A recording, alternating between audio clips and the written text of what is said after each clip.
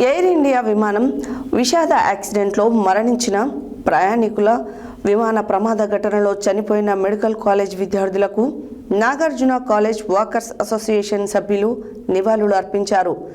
ఊహకు అందని దుర్ఘటన అని, ఈ సంఘటన హృదయ విదారకమన్నారు.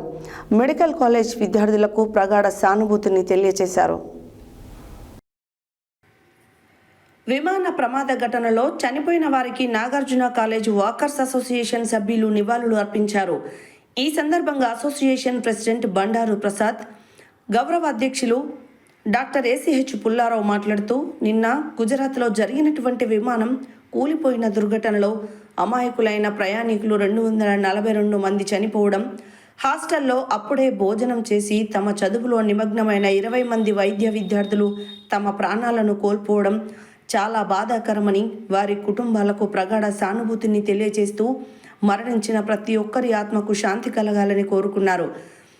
ఇంత క్షణికమైన ఈ జీవితంలో ఇన్ని ఆరాటాలు, పోరాటాలు, మోసాలు, కుట్రలు, కుతంత్రాలు అవసరమా? హాయిగా తమ పని తాము చేసుకుంటున్న పేషెంట్లకు సేవ చేస్తున్న డాక్టర్ల హాస్పిటల్స్ మీద పడి వాళ్ళు చనిపోవడం ఏంటి? కర్మఫలం అంటే ఇదేనేమో అని మనసుకు సమాధానం చెప్పుకోవడమే తప్ప ఊహకి అందని దుర్ఘటన. అసలు ఈ దుర్ఘటన హృదయ విదారకం అన్నారు. నిన్న జరిగిన ఎయిర్ ఇండియా విమానం విషాద యాక్సిడెంట్లో మరణించిన ప్రయాణికులకు, మెడికల్ కాలేజ్ విద్యార్థులకు ప్రగాఢ సానుభూతిని నాగార్జున కళాశాల వాకర్స్ అసోసియేషన్ అధ్యక్షులు బండారు ప్రసాద్, గౌరవ అధ్యక్షులు ఏసీహెచ్ పుల్లారావులు, చింతపల్లి వెంకన్న, డాక్టర్ సుబ్బారావు, యాదగిరి, గుర్రం వెంకన్న, యాదగిరి, భిక్షం, రామ్రెడ్డి, భాస్కర్ రెడ్డి, బిఎస్ఆర్ మరియు గౌరవ సభ్యులు తెలిపారు.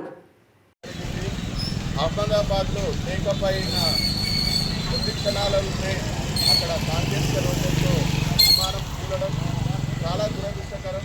242 మంది ప్రయాణికులు మరణించడం చాలా చాలా బాధాకరం. అదేవిధంగా అది కూలింది కూడా ఒక మెడికల్ కాలేజ్లో కూలడం, అక్కడ 30 మంది మెడికోలు అంటే యువ డాక్టర్లు మరణించడం కూడా, విద్యార్థులు మరణించడం కూడా చాలా బాధాకరం. ఈ సందర్భంగా నాగార్జున కళాశాల వాకర్స్ అసోసియేషన్ తరఫున వారందరికీ కూడా ప్రగాఢమైనటువంటి సానుభూతిని తెలియజేస్తూ ఈ కార్యక్రమానికి నాగార్జున కళాశాల వాకర్స్ అసోసియేషన్ అధ్యక్షులు శ్రీ బండారు ప్రసాద్ గారిని, అదేవిధంగా గౌరవాధ్యక్షులు డాక్టర్ పుల్లారావు గారిని, ఇక్కడికి విజయించినటువంటి అందరికీ కూడా ప్రజలందరికీ కూడా పేరు పేరున ధన్యవాదాలు తెలియజేస్తూ డాక్టర్ గారిని మాట్లాడాల్సిందిగా కోరుతున్నాను.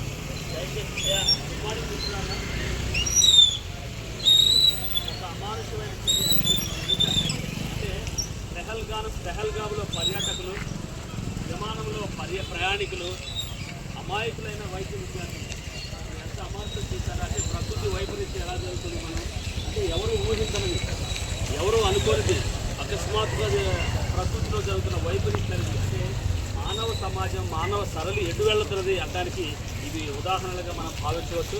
మరి ఈ దుర్ఘటన నిన్నగాక మనం జరిగింది. మనకి విమానం క్రాష్ ఎంతో సుదూర ప్రాంతాలకు తమ కుటుంబాల దగ్గరికి వెళ్ళడానికి, తమ బంధువుల దగ్గరికి చూడటానికి మరి వెళుతున్న ఆ యొక్క విమానం కుప్పకూలిపోవడం, మరి అనుకోని పరిస్థితుల్లో ఒక మెడికల్ కాలేజ్ హాస్టల్లో మరి వాళ్ళ దినచర్య చదవడం అనేది, అప్పుడే భోజనం చేసి వాళ్ళు మరి తమ దినచర్యలాగా భావిస్తున్న చదువుతున్న నేపథ్యంలో విమానం ఒక్కసారి కుదిపేసి ఆ భవనాన్ని కూడా కూల్చివేయడంతో అక్కడ దాదాపు 30 మంది మెడికల్ విద్యార్థులు చనిపోవడం, అలాగే 200 పైచిలకు ప్రయాణికులు కూడా భస్మం కావడం, దహనం కావడం నిజంగా ఎంత దురదృష్టకరం. అలాగే మొన్న జరిగిన మనం కాశ్మీర్ వెళ్తుంటాం, కన్యాకుమారి వెళ్తుంటాం ప్రకృతి చూడడానికి, మరి అక్కడ కూడా సడన్ అటాక్ కావడం. ఇది ఏంటంటే మనలో మన వాళ్ళని పోగొట్టుకోవడం. కాబట్టి అలాంటి వాళ్ళని స్మరించుకుంటూ ఈరోజు మన బాధ్యతగా ఇక్కడ ఎన్జీ కాలేజీ వాకర్స్ అసోసియేషన్ తరఫున మనందరం కూడా మౌనం పాటిస్తాం. మౌనం పాటిస్తాం, పెద్దవాళ్ళు మాట్లాడలేదు, మౌనం పాటిస్తాం అందరూ.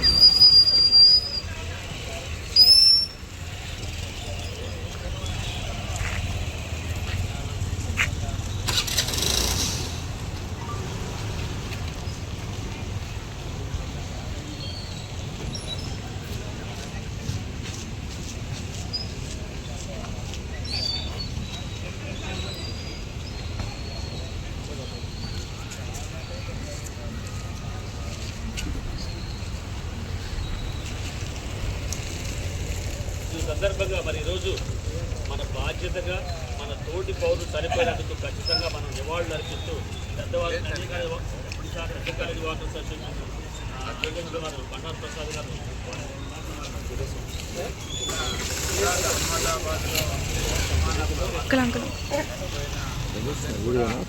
వీడియో సుధాకర్